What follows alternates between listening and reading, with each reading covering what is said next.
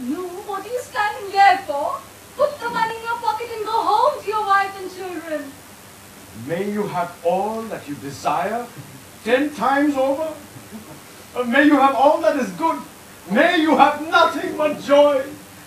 And now, good night, good luck, and God be with you and your children and grandchildren and all your relatives. Wait a minute, Tevye. I want to give you something more. Come back tomorrow morning if all is well. Have a cow, a milk cow. It was once a wonderful cow. Used to give 24 glasses of milk a day. But some jealous person must have cast an evil eye on it. You can't milk it anymore. That is, you can milk it all right, but nothing comes. Long may you live. Don't worry. If you give us the cow, we'll not only milk it, we'll get milk too. My wife, she's so resourceful, she makes noodles out of almost nothing. We add water and we have noodle soup. Every week she performs a miracle. We have food for Sabbath. She's raised 7 children, when often for supper she has nothing to give them but a box on the ears. Excuse me if I've talked too much. As King David says, I am slow of speech, but I have a lot to say. And now, good night, good luck, and God be with you.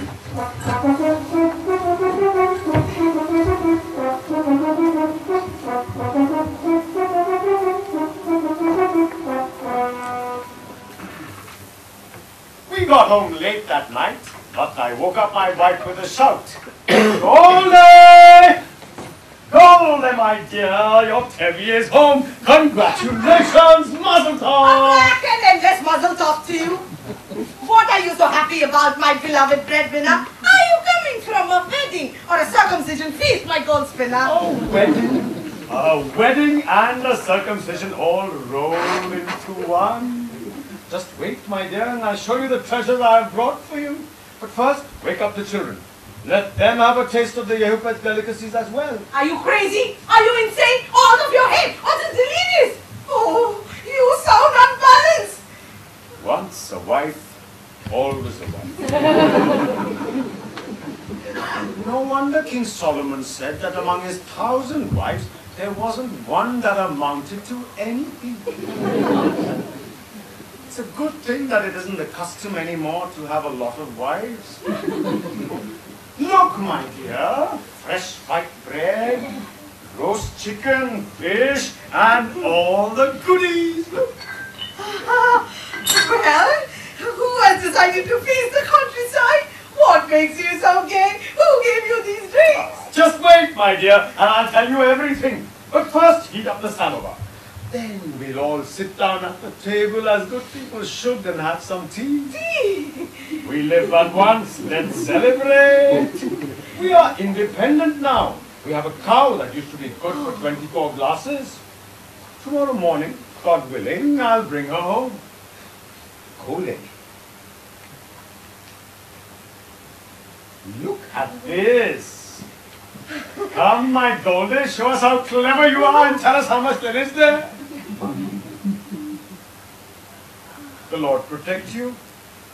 What are you scared of? You think I stole it? Goldie, I'm disappointed in you. You've been Tevye's wife for so many years, and you think that of me? Silly, this is kosher money earned by my own wit and my own labor. I rescued 2 women from a great misfortune. If it wasn't for me, I don't know what would have become of them. And I told her everything, from A to Z. The story of all my wanderings. And she sat there and counted the money again and again. There were 18 rubles for good luck, and 18 more for more good luck, and 1 besides. In all, 37 rubles. What are you crying for, you foolish woman? How can I help crying when my tears won't stop? When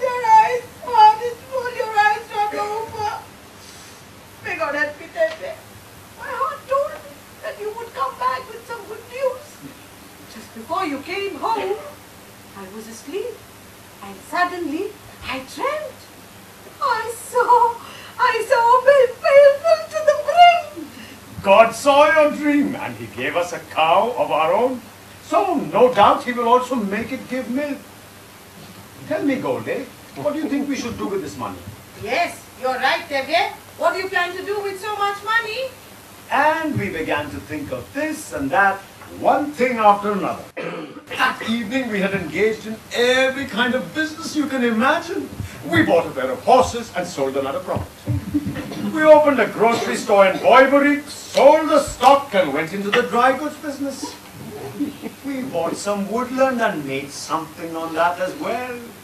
Then we obtained the tax concession at Anatevka and from our earnings began to loan out money. Be careful. Don't be reckless. You will throw it all away. Before you know it, you will have nothing left but your whip.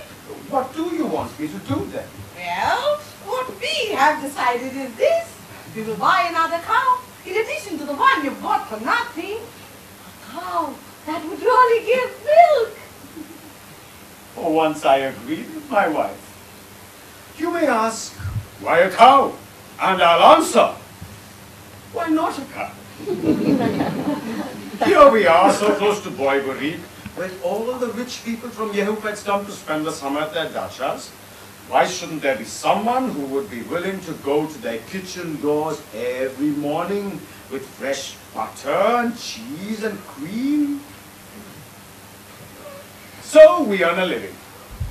I am often stopped and asked by people on the road, bring me whatever you can spare. Even Russians ask me that. We've heard, Tevye, that you're an upright man, even though you are Jewish. How often does one get a compliment like that? I'm afraid I've said too much already. I forgot we all have work to do. What does the Holy Book say? Let the shoemaker stick to his last. You to your desk and your papers, and me to my pots and my jugs, and to my Goldie.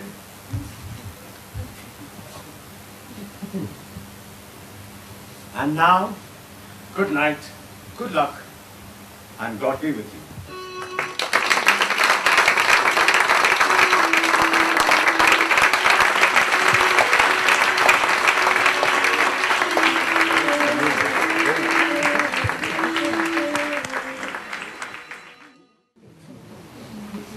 There will now be a step change break of 5 minutes.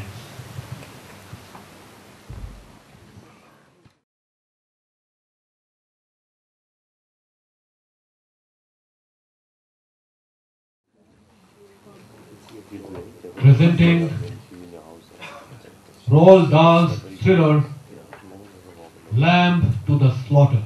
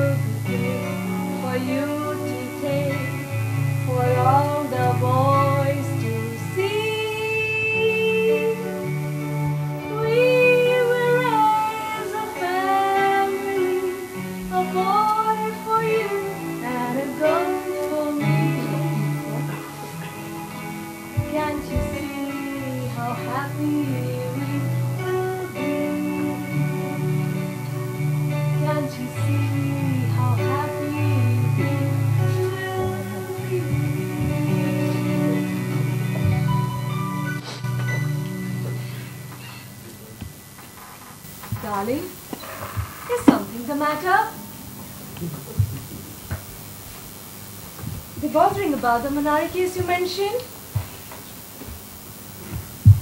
Is that the trouble? Well, try not to think about it for a while. It makes you all tired and worried like this. Darling, why don't you take off your coat? And then you can sit yourself down comfortably and relax. We certainly won't go out for dinner if you don't want to.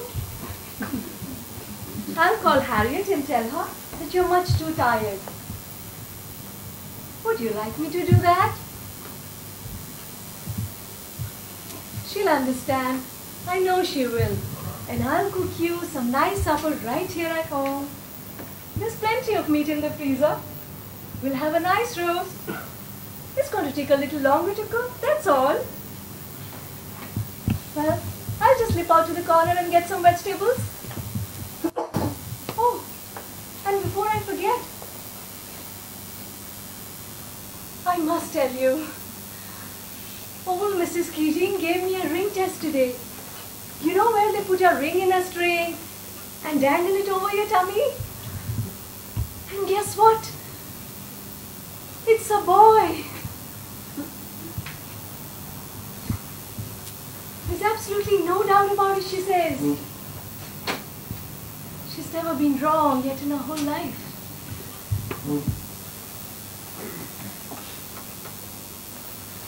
Isn't that exciting?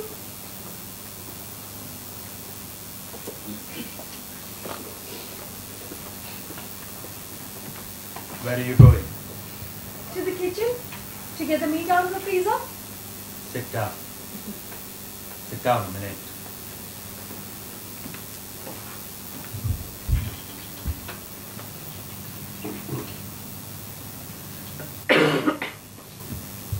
What is all this? What's wrong, darling? Please tell me. Well, this is going to come as a bit of a shock to you, I'm afraid. But I hope you won't blame me too much. I won't blame you for anything. And you know that. The truth is, Mary, I want to leave you. You understand me, don't you? I want to leave you. You don't mean that. Yes, I do mean it. And what's more, I want a divorce. There's someone else I want to marry, and that really is all there is to it. She loves me. And I love her.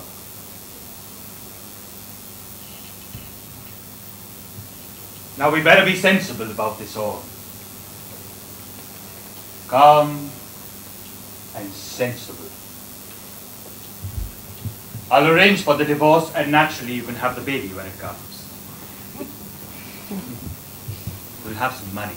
Sorry, I can't give you a lot, but you'll get along all right.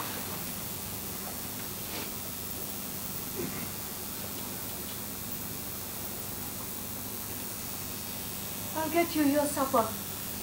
Get what? Your supper, darling. I'll never let you go without your supper. You'll feel better when you have something to eat.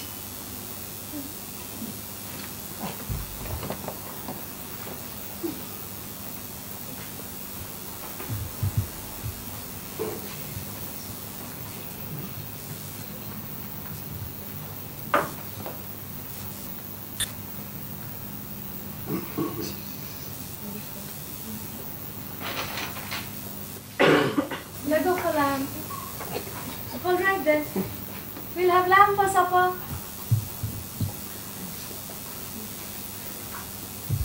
Patrick, what are you doing? I am going.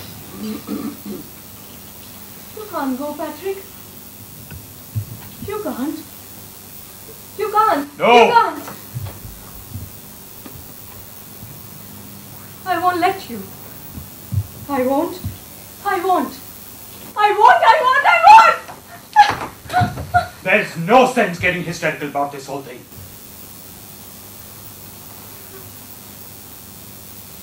trick. I mean it. Cry and stop me.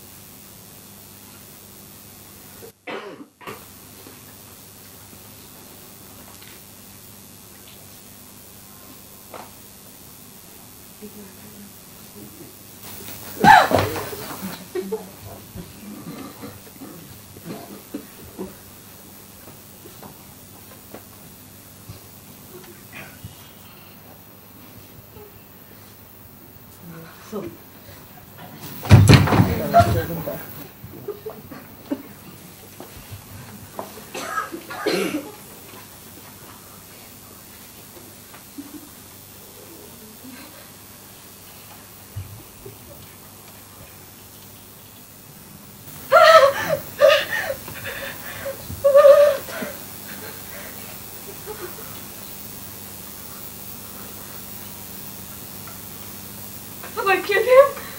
Oh no! I know. I'll go to jail for this. Like the killers he used to tell me about. In fact, it would be a relief.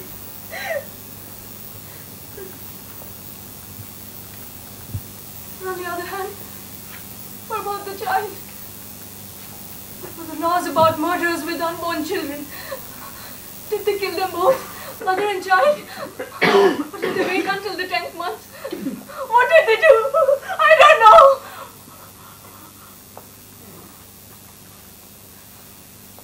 But I can't take a chance, baby.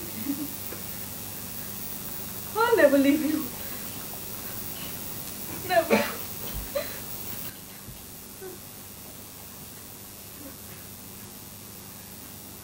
I'll put this in the oven.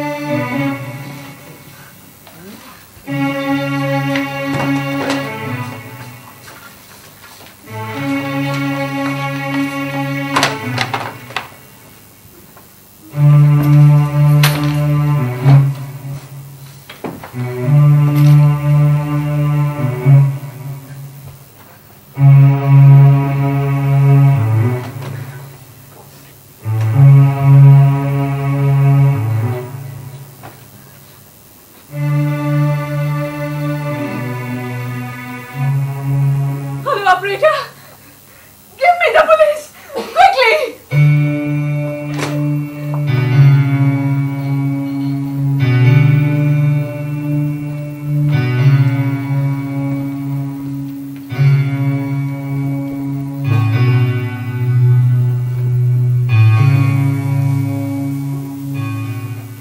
You've got to help us, Mrs. Maloney.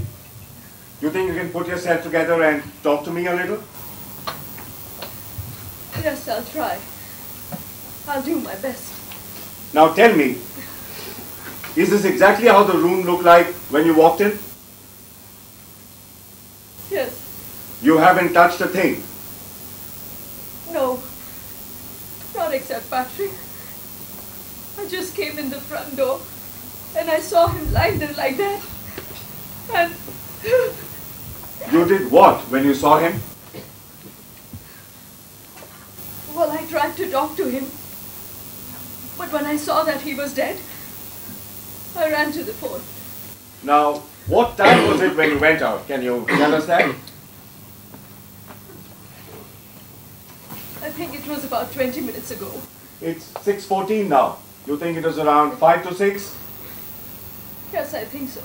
Doc and a photographer coming right now. Oh, I want to see that. We've got a man in the front and one in the back. Mrs. Maloney, do you usually go out shopping so late? Excuse me, but I have to ask you these questions. Well, I understand. But no, I don't. As a matter of fact, we were just going out for dinner with some friends. But Patrick seemed so terribly exhausted, I had to call up and cancel. Who did you call?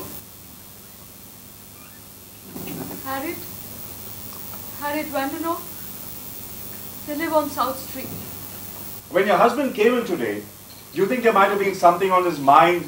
Do you think he was worried about anything? No, not especially. Just seemed terribly tired. I see. Now, when he first came in...